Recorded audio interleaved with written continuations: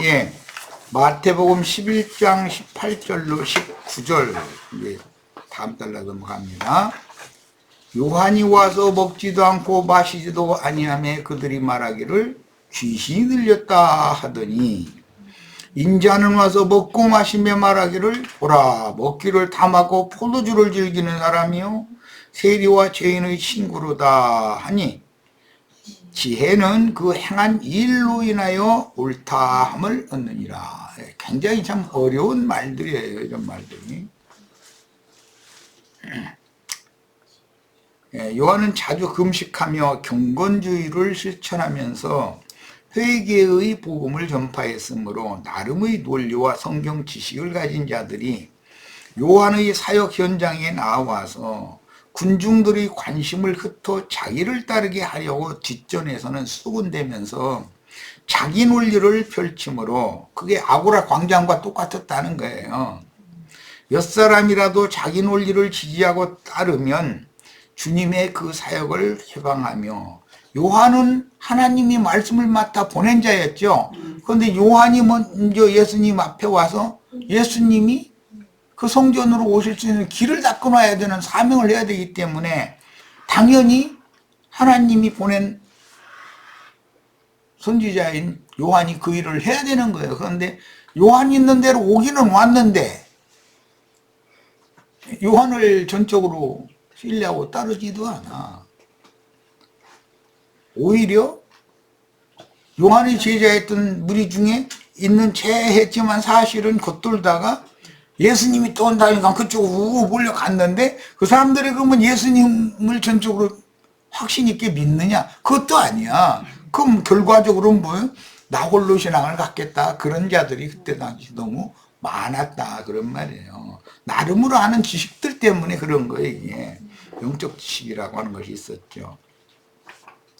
그래서 자기 논리를 지지하고 따르면 주님의 그 사역을 쇠방하며 그럴듯한 논리로 사람들을 빼내어 표대 없는 신앙으로 방황하게 했다. 그러니까 흔들리는 갈대구경으로 광야로 갔다가 재림 주님께서 골방이 있다더라. 그럼 골방이 어디냐고 거기 그냥 물어물어해서 그쪽으로 다 몰려갔다, 이런 짓을 한다는 거예요.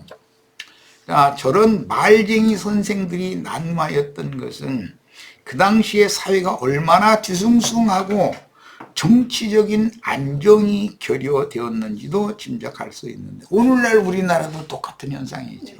굉장히 불안하잖아요. 뭔가 안정이 없이.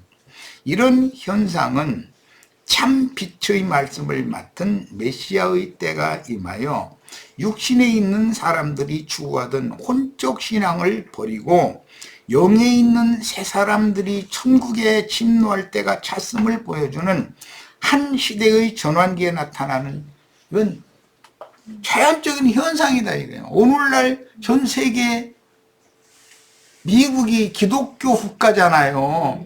그런데 지금은 기독교 국가라고 할 수가 없잖아요.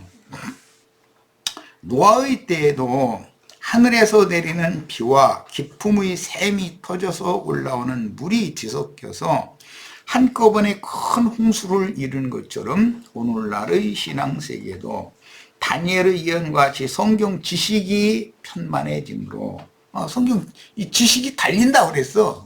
그런데 오늘날 이 컴퓨터가 나오기 시작한 이후로는 모든 사람들의 일반적인 지식이 보편화되어 있잖아요.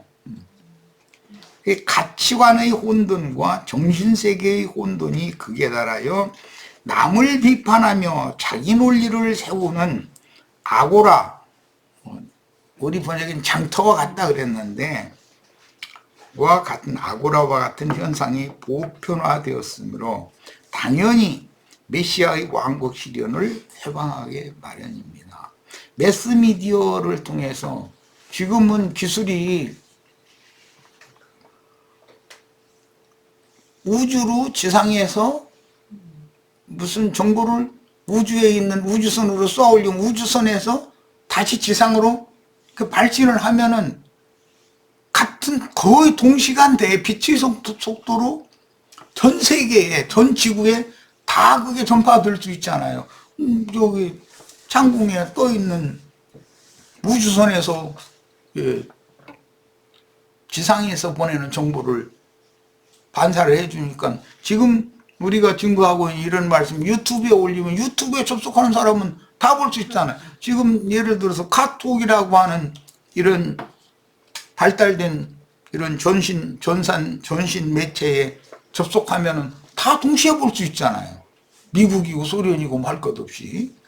예, 이렇게 발달했다 이거예요. 자, 그러면 세상의 멸망이라는 것은 인간 지식의 발전에 따른 것이지, 그런데 그것이 하나님이 하시는 일이다 이거예요. 인간 지식이 발전하면 할수록 개인주의가 팽배해지기 때문에 결론적으로 불다스리는 기술이 발전하는 것이 극에 달하게 마련이죠. 그 결과 무슨 핵무기라든지 수소탄 무기라든지 이런 것이 막 발전한다 이거예요. 그러면 그것을 만들어 놓는다는, 큰돈들에서 만들었으니까 언젠가는 당연히 사용할 때가 온다는 거예요. 요한이 광야에서 사역하며 먹는 음식은 메뚜기와 석청이었으며 누군가 식사 초대를 해도 쉽게 응하지 않고, 요한은 숙소의 음식을 먹지 않았다는 거예요. 식사 초대를 해도 쉽게 응하지 않고 금식 기도를 자주 하면서 율법에 따른 나시린의 규정을 따라서 포도주나 독주를 마시지 아니하는 금욕주의를 몸으로 실천하여 율법을 이루기 위해 육체의 연습을 강조하는 본을 보이면서 말씀을 가르쳤다. 그러니까 유대교에 실증난 사람들은 이야, 요한이라는 사람이 말이야 대단하다, 그걸로 몰려간 거예요. 그런데 예수님이 또 이적과 기사를 행하면서 말씀 가르치니까 또 요한은 그런 거 할 줄 모르잖아. 문둥병 고치고 죽은 자 살리고 이런 거 할 줄은 모르잖아. 그러니까 뭐 광야에서 5,000명 뭐 4,000명 막 배불리 먹여주고 이런 건 요한은 못했잖아. 그럼 이제 메시아 찾았다 하면서 예수님한테 몰려온 거예요. 그런데 예수님이 내가 너희 그런 육신의 일, 땅의 일 그런 걸 해결해 주는 메시아로 온 게 아니라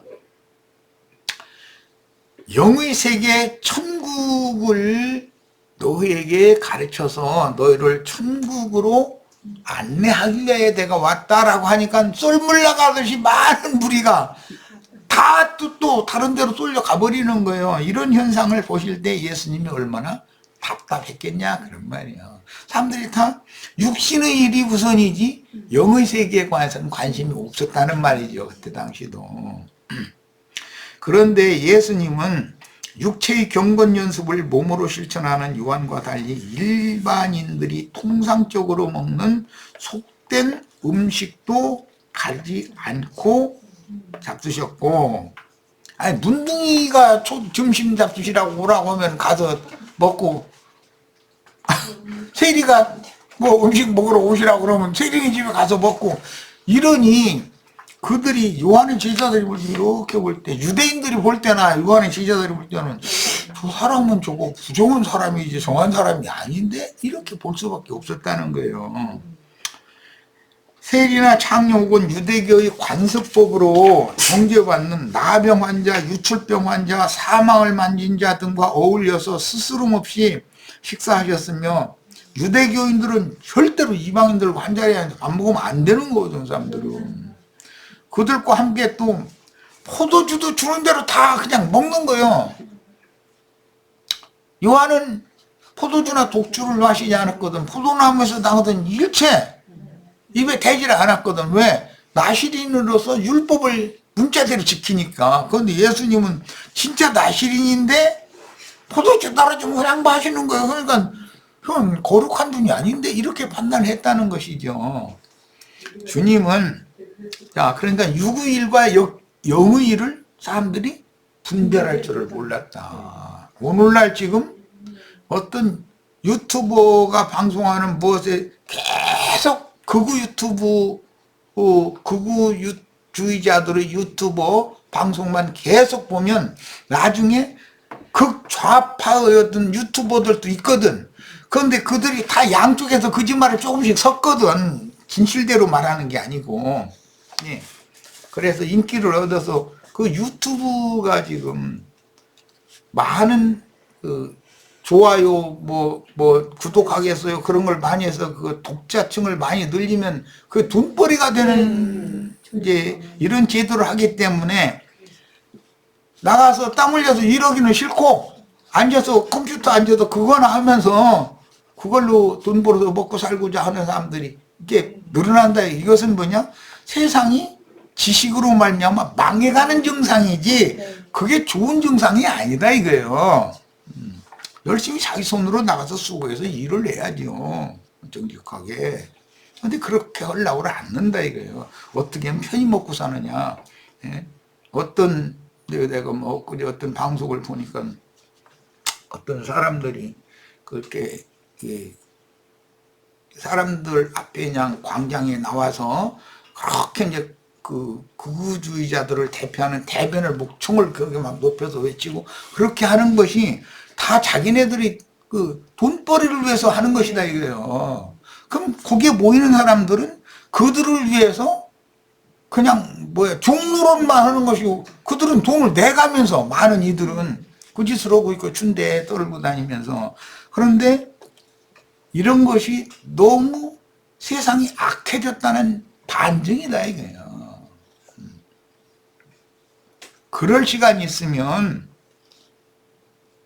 성경 한 줄이나 더 읽고 또 우리 저기 카페나 유튜브에 내보내는 이런 자료들을 한 번 더 듣고 그래야 되는데 한 번 들었던 건 다 헛소리인데 뭐 다 아는 얘기인데 근데 사실은 아는 것도 아니거든. 나중에 질문해 보면 아는 것도 없어. 그러면 되겠냐는 거예요. 뭐든지 아무리 힘이 센 사자나 호랑이라도 토끼 새끼 한 마리 몰아잡으러 가는데 그거 웃기지 않아. 그런데 최선을 다 걔는 죽으라고 잡히면 죽으니까 죽을 힘을 다해서 달려가니까 사자나 호랑이도 죽을 힘을 다해서 쫓아가야 되잖아. 그런데 그렇게는 싫다 이거야. 땀 안 내고 가만히 여기 누워있는데 뭐 길 잘못 들어서 내 앞에 이거 오는 놈 발로 탁 잡아 채가지고 먹는 그것만 연구하고 있다 이런 말이에요. 말하자면 이것은 말세의 정상이다 이게. 주님께서는 그 당시 통상적인 음료수인 포도주를 참 포도주에 대한 표상인 음료로 인식하고 마심으로 예수님은 내 피는 참 포도주다 이렇게 영적인 사실을 말하잖아요. 그런데 예수님이 포도주를 마셨다라는 것은 생명수를 마셨다라는 것을 상징하는 말이잖아요. 그런데 예수님이 그 죄인들의 집에 가서 포도주 드시라고 왜 그 중동 사람들은 물이 귀하기 때문에 포도주를 어떤 고기 먹으면은 소화제 김에서 이게 쓴나물과 포도주를 마시는 것은 성경에 있는 얘기고 통상적으로 사는 생활 관습에 썼던 거예요. 그런데 나시리는 포도나무에서 난 것을 입에 대지 말아야 되는 것이거든. 그게 요한은 그렇게 하는데 예수님은 이거는 경건하지가 않은 걸로 보일 수밖에 뭐 하는 거지. 그래서 음료로 인식하고 마셨고 요한과 같은 율법 제도에 의한 나시린의 금욕 생활을 하지도 않았으므로 포도주를 즐기는 자 즉 술꾼이라고 오늘 우리나라 말로 말하자면 술꾼이다 술꾼 이런 비방을 받았던 거다. 누가 식사에 초대하면 그 자리에 가서 음식을 드시면서 전도의 기회로 삼았으므로 경건 연습을 통한 육체의 모양을 내는 혼적 신앙을 추구하던 무리는 가치관의 혼란과 정신세계의 불안정을 겪었다. 유대교가 하는 행습이 유대교 랍비들이 너무 잘못됐어. 그럼 거기엔 식상에 있는 거야. 그럼 뭐 요한이 와서 신선한 말을 가르친다 그걸로 몰려갔어. 그런데 조금 지나서 예수님이 또 가르치는 데 들어보니까 예수님은 이적 기사를 통해서 배고픈 사람한테 먹을 것 주고 죽은 자도 살려내고 병든 자 고쳐내고 그러니까 요한은 그런 건 못 하잖아. 그러니까 이제 우원이 또 예수님한테 몰려와. 그래도 예수님의 그 영과 정신세계 천국 복음은 받아들이질 않으려고 그러고 육신적인 메시아만을 찾아서 이리 몰리고 저리 몰리고 그랬다 그런 말이야. 자, 요한에게는 극단적인 염세주의자로 몰아서 귀신이 들려 그런다 하고 금식에 쌓고 이러니까 귀신 들려 그런다 그러고 그런 식으로 자기 논리를 펼쳤고, 예수님에게는 세리와 창기 그리고 죄인들의 친구이며 먹기를 탐하고 포도주를 즐기는 자라고 비방하면서 나름대로 자기 논리로 전도사역을 세방에서 그 사람들을 예수님과 단절시키고 자기 말을 추종하도록 만드는 그런 역할을 하려 했다. 그게 다 이것이 이제 마귀의 욕심을 행하는 것이단 말이에요. 이런 것이다. 예수님의 전도 방식은 그 당시까지 대대로 교육받은 유대인들의 율법이나 생활 관습을 완전히 파괴하는 행위로 보였고, 유대인들이나 요한의 지지자들에게 비방의 표적이 될 수밖에 없었습니다. 예를 들자면 율법에 따르면 부정한 자들과 스스로 없이 어울려서 식사한다거나 나병 환자, 유출병 환자를 접촉한다거나 안식일에 밀밭으로 나가서 전도하거나 시체를 만져 살리는 등등 이런 것은 율법에는 엄격하게 금기사항으로 정해져 있는 바였었다. 예수님의 가르침을 이 사람들은 도무지 영적으로는 이해하거나 믿지 않으면서 광야에 갔더니 배고픈 사람들 축사해서 이렇게 막 먹으라고 주니까 그걸 배불리 먹었다. 그러니까 너희가 다 나를 따르는 것은 육신이 배 채워주는 것 때문에 나를 따르는 거 아니냐. 나는 그런 메시아가 아니다. 한마디 하니까 다 그냥 떠나가 버렸다는 거예요. 그러고서는 12 지자만 남았는데 베드로 뭐 너희도 가려느냐 그러니까 영생의 말씀이 계시는데 우리가 누구한테 가겠습니까? 그래서 그게 참 제자는 끝까지 남는 이제 그 얘기를 지금 하시는 거예요, 사실은. 자, 마태복음 11장 19절 오늘 본문 말씀에는 지혜는 그 행한 일로 인하여 옳다함을 얻느니라. 행한 일이라는 건 뭐죠? 문둥이, 유출병자 이런 사람들 오고 접촉하고 세리, 창녀 이런 사람들이 초대하면 거기 가서 음식 그냥 스름없이 먹고 그렇게 하는 행한 일이잖아. 요한이 행한 일이 훨씬 더 경건하게 보여. 그런데 예수님이 하신 일은 이거는 유대인이 할 짓이 아닌데 이렇게 보여 또. 그런데 그 행한 일로 인하여 옳다함을 얻는다. 이것이 지혜다. 그러니까 너희는 사실은 지혜가 없어서 하나님의 지혜가 없어서 인간 세상 지혜를 가지고 나를 잘못 판단하고 있기 때문에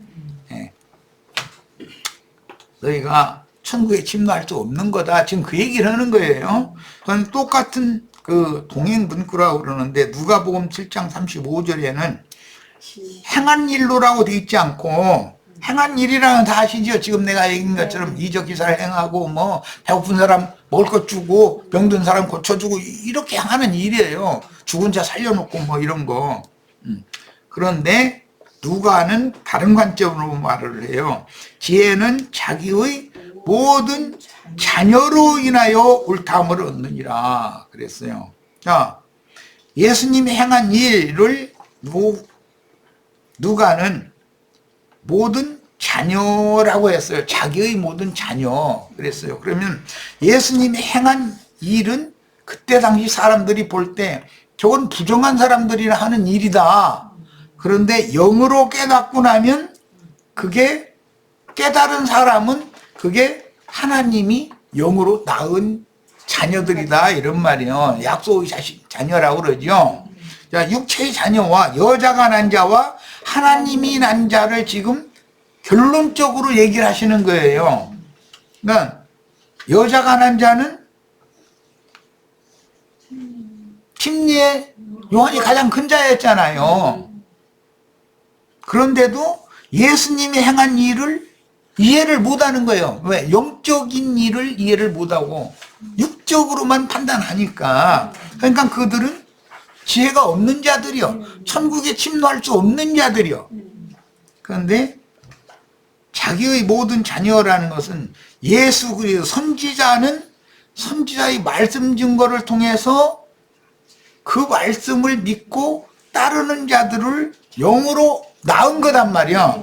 그래서 똑같은 말씀을 마태복음과 누가복음이 이렇게 다르게 표현한 의미를 잘 이해를 하셔야 돼요. 자, 결국은 이것은 천국 침노와 관계가 있는 말씀인 거예요.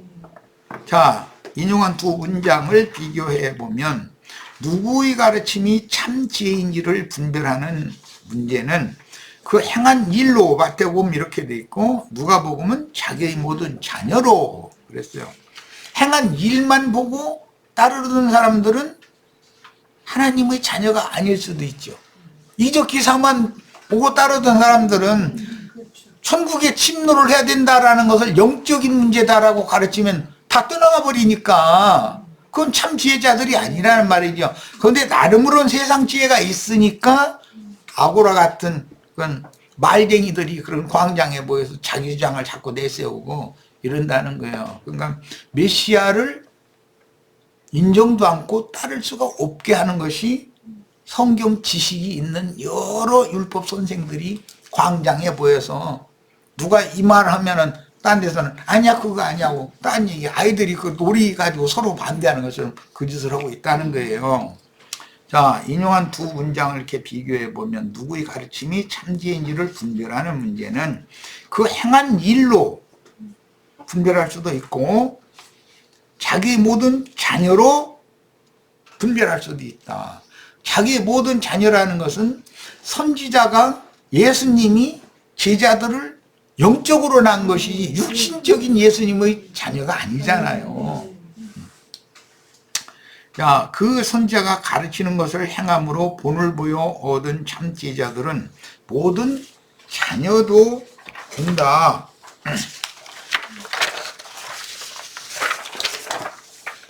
이것이 하나님께서 그 영으로 영들을 약속으로의 자녀로 낳는 비밀이다. 이 이야기를 왜 결론적으로 이야기를 하는가? 오리라한 엘리야가 바로 그다라고 요한을 설명을 했죠. 그것은 엘리야가 하나님의 영과 능력으로 엘리야에게 임했던 영과 능력으로 먼 후대의 요한을 낳은 거죠. 그런 말이란 말이에요 지금.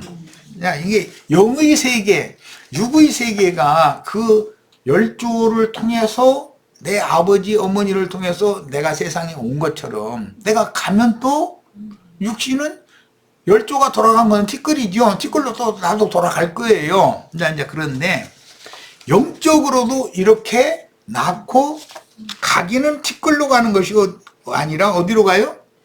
천국으로 간다. 천국으로. 이게 천국을 침노하는 얘기를 지금 설명하느라고 아이들이 그 놀이하는 이야기 많은 얘기를 지금 설명한 거예요. 뭔 얘기인지 우리 지체들이 다 이 말씀의 흐름을 이해를 꼭 하시기를 바라요. 이런 것을 다 설명을 해준다는 것도 사실은 육신에 속한 사람들에게는 어려운 일이거니와 예수님의 말씀은 어떤 흐름이 있는데 말하고자 하는 의도가 뭐냐. 영은 영을 낳고 육은 육을 낳는데 너희가 다 육신의 자녀들이지 여자가 난 자들이지 하나님이 난 자들이 아니기 때문에 너희는 참 지혜를 얻지 못했기 때문에 천국에 침노할 때와 기한이 이르러서 지금 이제는 천국에 다 침노를 해야 되지만 너희가 내가 아무리 나팔을 불어도 천국에 침노하려고 하지 않는다. 그러니까 너희는 천국 자녀가 될 수가 없다. 너 참 불쌍하다. 그 얘기를 하시는 거예요 지금. 오늘 우리 형제 자매님들은 다 이해하셔야 되겠어요. 예수님께서 아람어로 말씀하신 성경을 후대의 번역자들이 번역하는 과정에서 말씀하신 의미를 살펴서 의역한 것으로 보아서 행한 일을 자기의 모든 자녀라고 한 것은 영적인 뜻을 살펴서 뜻대로 번역을 의역을 한 거잖아요. 이게 누가는 마태는 직설적인 말을 한 거고 예수님 한 말을 누가는 그 행한 일이랑 예수님이 죽은 자를 살리고 병든 자를 고치고 배고픈 자를 먹이고 한 그런 행한 일이 있는데, 그런데 세리 장녀 이런 집에 가서 먹고 마시고 한 일이 있어. 그런데 그것을 영적으로 메시아께서 하신 일이라는 것은 영의 일을 하시는 거니까 천국을 세우기 위해서 그걸 메시아라고 확고하게 영으로 깨달아서 믿고 끝까지 예수님에게 남으면 그 행한 일로 구원을 얻는 거예요. 예수님께서 행한 일로, 영의 일로 이걸 해석을 할 수 있다면, 그렇게 믿는 자는 하나님의 자녀가 되는 거다, 그런 말이에요. 그게 다 지혜자다, 이 말을 하신 거예요. 예, 그래서 자기의 모든 자녀, 즉 사역의 열매로 표기하여 후대에 남겼습니다. 예, 사도행전에 보면은 바울이 로마로 잡혀갈 때 그 모든 과정을 너무 상세하게 멜리데의 섬까지 도착되는 과정이라든지 로마로 가게 된 과정이라든지 로마서를 이제 쓰고 그 후로 사역을 한 모든 과정 이야기를 누가가 똑같이 다녔죠. 그러니까 누가는 누가서라는 것은 없지만 바울의 대필자노릇을 하는 거잖아요. 바울이 무슨 말을 증거를 하면, 계시 말을 하면 누가는 영적으로 이것을 착착 알아들었기 때문에 누가는 겉으로 보면은 의사였어요. 그런데 영적인 의사다 이거예요, 누가는. 그런 관점을 이해를 해야 된다. 누가의 기록이 주님의 말씀을 직역한 것으로 보는데, 바테는 하나님의 지혜이신 주님의 자녀, 기자들이 주님의 돌출 행동을 본받는 것에 중점을 맞추어 의역을 하였으므로, 주님의 참 지혜자들은 앞으로 세리 창기, 죄인들, 문둥이들, 유출병자들, 그들하고 상종도 않고 밥도 그들하고 같이 먹지 않고 유대교로 돌아가야 돼요. 그들을 만나서 그들에게 전도의 기회를 삼아야 돼요. 뭐 내가 길게 얘기할 필요 없죠. 행한 일로 지혜자가 될 수 있고, 그러면 그들은 하나님의 자녀, 주님의 자녀가 된다. 이거 영적, 왜? 영은 영을 낳는 거기 때문에. 이해되셨죠? 자, 고린도 후서 10장 3절로 6절 인용해 봅니다. 우리가 육신으로 행하나 육신에 따라 싸우지 아니하노니 우리의 싸우는 무기는 육신에 속한 것이 아니요 오직 어떤 견고한 진토 무너뜨리는 하나님의 능력이라. 이 영과 능력이 어떤 사람을 영적으로 낳는 문제잖아요. 모든 이론을 무너뜨리며 하나님 아는 것을 대적하여 높아진 것을 다 무너뜨리고, 하나님 아는 것을 대적하여 높아진 자들이 지금 예수님이 요한이 부르면 요한의 말도 비판만 하려고 그래. 아, 저 귀신 들려서 저러는 거야 이러고, 예수님이 또 천국에 침노해야 된다고 초대를 하면, 아, 저는 세리와 창기들하고 친구 삼고 먹기를 탐하고 포도주를 즐기는 자야 이러고 또 비판을 하고, 그러면 결과적으로는 뭐죠?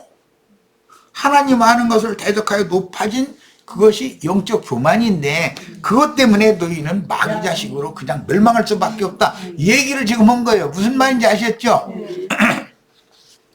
모든 생각을 사로잡아 그리스도에게 복종하게 하니 너의 복종이 온전하게 될 때에 모든 복종하지 않는 것을 벌하려고 준비하는 중에 있노라. 자, 아고라라는 것은 시장으로 번역을 했는데 광장, 넓은 공터라는 의미라는 이미 설명했고, 거기에 모여서 나름의 이론들을 제시하며 종일 논쟁만 하던 자들은 세상 지혜를 구하는 것이고 하나님을 구하는 것이라고 철저하게 믿었으나, 그들은 지혜를 추구해요. 히브리인들은 특징이, 왜냐하면 잠언서에 보면 지혜보다 더 가치 있고 귀한 것은 없다는, 그들은 사상에 찌들은 사람이거든요. 그런데 그건 세상 지혜를 말하는 게 아니라 하나님의 지혜를 구하라는 뜻이었는데, 타고난 인간이 세상 말로 IQ가 높다고 그러죠. 머리가 좋으면 그 사람들이 뭐 잔머리 획획 잘 돌아가잖아요. 근데 그 사람 지혜롭다고 생각을 하는데 그것은 인간의 지혜는 최종적으로 인간 문명의 발전에 기여를 하게 되지만 결과적으로는 인류의 인간 세계 파멸을 불러온다. 아까 내가 이미 설명했어요. 왜? 최종적으로는 불다스리는 기술인데 그걸로 대량으로 사람을 어떻게 하면 한 방에 다 살상을 할 거냐. 그런 것만 결과적으로 한다는 거예요. 그런데 자기들끼리만 잘 살자고 그 탐욕으로 인해서 자기네들을 보호하기 위해서 그런 걸 만들어 놓는 건데 실제는 결과적으로는 너도 죽고 나도 죽고 다 망해버리자 그렇게 쓰게 마련이라는 거예요. 왜냐하면 너무나 어마어마한 위력을 가지고 있기 때문에. 야, 본문은 주님은 본문에서 지혜이신 하나님이 보낸 사자의 메시지 속에는 지혜의 하나님이 함께 살아계신 사실을 논증하여 육신에 있는 혼적인 신앙의 허망한 경건을 추구하는 사람들의 공허한 이론들을 파하고 정신세계의 변혁을 일으켜서 영에 있는 새 사람들의 천국에 침노하게 하려고 이 말씀을 하신 것이다. 이 결론이에요. 주님이 말씀하신 그 행한 일, 곧 지혜의 자녀들이라는 이 문구는 여기 문구가 빠졌네. 이라는 죽은 자식을 살려주심으로 받은 사람이나 나병이나 유출병을 치료받은 사람, 귀신을 쫓아내 주신 사람, 세리와 창기의 지난 죄들을 사면받은 사람, 기타 지난 죄악들을 용서받은 생명의 체험을 통해서 실제로 구원을 얻은 새 사람들이 예수님을 지혜의 하나님이 보내신 메시아라고 인정하며 증거해 줄 것이다. 이 제자들은 예수님이 아버지를 증거했던 것처럼, 지혜신 하나님을 증거했던 것처럼 제자들은 예수님을 또 증거하기 위해서 보냄을 받게 되는 것이잖아요. 그런 의미예요. 쉽게 표현하면 나의 메시아 사역으로 인하여 메시아의 왕국 주인인 내 영과 정신세계로 침노한 새 영과 새 마음을 받은 새 사람들이 지혜의 자녀들이니, 누가 보면 지혜의 자녀가 나오죠. 그들이 너희 나름 자신을 지혜 있는 자로 자처하며 경건의 모양을 내는 자들을 판단할 것이다. 우리는 얼마든지 자칭 지혜 있다 하나 사실은 세상 지혜와 지식에 사로잡혀 가지고 하나님 나라의 일에 대해서는 알아듣지를 못하는 사람들한테 이런 말씀을 우리는 잘 증거하고 전파할 수 있어야 되는 거잖아요. 그래야 우리가 하나님의 아들이다고요. 하나님의 자녀들이다. 자, 그 다음에 예수님의 지혜는 저 아래에 보겠습니다. 예수님의 지혜는 하나님의 지혜요, 아고라에 모여서 나름의 논리를 펼치면서 참 지혜의 하나님께 대한 신앙을 세방하던 논객들의 지혜는 뱀도 지혜롭죠. 뱀에게서 얻은 세상 지혜이므로 그들은 자연인의 혼에서 나오는 지식자랑을 일삼으며, 머리가 좋은 사람은 성경 말씀도 잘 요리하고 양념 어떻게 치워야 더 맛있는 음식이 된다는 걸 너무 잘해. 말쟁이라고 그러죠. 그런 사람들 보고. 한 재주가 있죠. 오늘날 지금 우리나라에서도 광장에 많은 사람들 불러 모아가지고 연설할 때 그 많은 사람들을 매료시키는 사람들은 양념을 잘 쳐서 사람들을 이렇게 자기를 바라보고 그 말을 무조건 오고 맹신하고 막 박수 쳐주고 이렇게 할 줄 아는 말재주들이 있는 사람들이란 말이에요. 자, 예수님은 죽은 자를 살려주고 병든 자를 고쳐주며 귀신에 잡힌 자는 귀신을 쫓아내 주심으로 건전케 하셨으니 너희 공허한 이론들만 지어내는 자들은 마귀의 자녀들이고 하나님의 군대 장관인 나를 따라 천국에 침노하여 영이 소송함을 받아 정신세계의 변혁을 받은 참 제자들은, 이런 사람들 보고는 새 영과 새 마음을 받은 사람들이다. 구약 성경의 예로는 관유로 부음을 받은 사람들이다. 그런 말이에요. 그런 사람들은 지혜의 아들들이죠. 참 지혜자의 아들들이 되는 거 우리 다 지혜의 아들들이 다 되시기를 바랍니다. 자, 이렇게 해서 오늘 집회 모두 마칩니다.